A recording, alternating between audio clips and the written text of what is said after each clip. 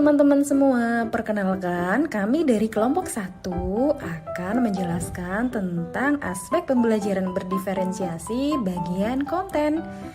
Dapat diketahui sebelumnya bahwa pembelajaran berdiferensiasi memiliki 4 aspek. Yang pertama yaitu konten atau isi, yang kedua proses, yang ketiga produk, dan yang keempat lingkungan belajar. Di sini kami akan menjelaskan diferensiasi konten, meliputi tujuan diferensiasi konten, penerapan diferensiasi konten, strategi diferensiasi konten, dan contoh diferensiasi konten. Teman-teman, sebelum kita membahas lanjut diferensiasi konten, nah kalian pasti sudah tahu ya apa itu pembelajaran berdiferensiasi? Iya, betul sekali. Pembelajaran berdiferensiasi adalah pembelajaran yang memberi keleluasaan pada siswa untuk meningkatkan potensi dirinya sesuai dengan kesiapan belajar, minat, dan profil belajar siswa tersebut. Pembelajaran berdiferensiasi tidak hanya berfokus pada produk pembelajaran, tetapi juga fokus pada konten, proses, produk, dan lingkungan belajar. Metode ini dapat diterapkan hampir pada semua mata pelajaran. Sekarang kita lanjut ke diferensiasi konten.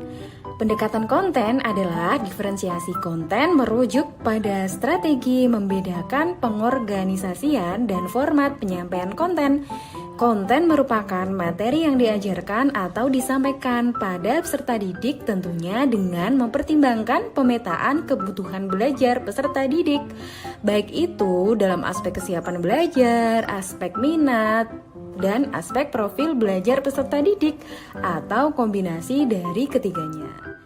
Kemudian apa sih tujuan diferensiasi konten itu? Ya, betul sekali. Pembelajaran konten merupakan hal yang esensial dalam pembelajaran. Konten ini ditunjukkan untuk membantu siswa dalam memahami materi. Pembelajaran berbasis konten mengutamakan pemahaman materi, teman-teman. Penerapan diferensiasi konten. Pada aspek konten, dalam penerapan pembelajaran diferensiasi, seorang pengajar melakukan diferensiasi yang berkaitan dengan apa yang akan dipelajari peserta didik.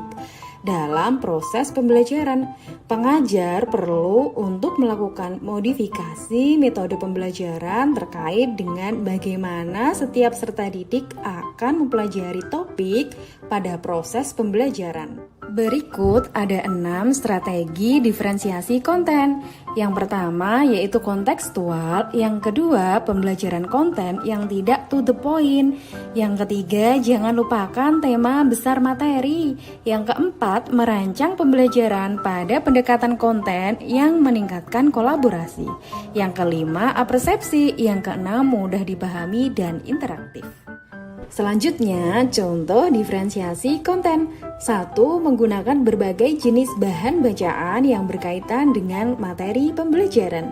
2. Menggunakan daftar kosakata untuk mengetahui tingkat kesiapan peserta didik.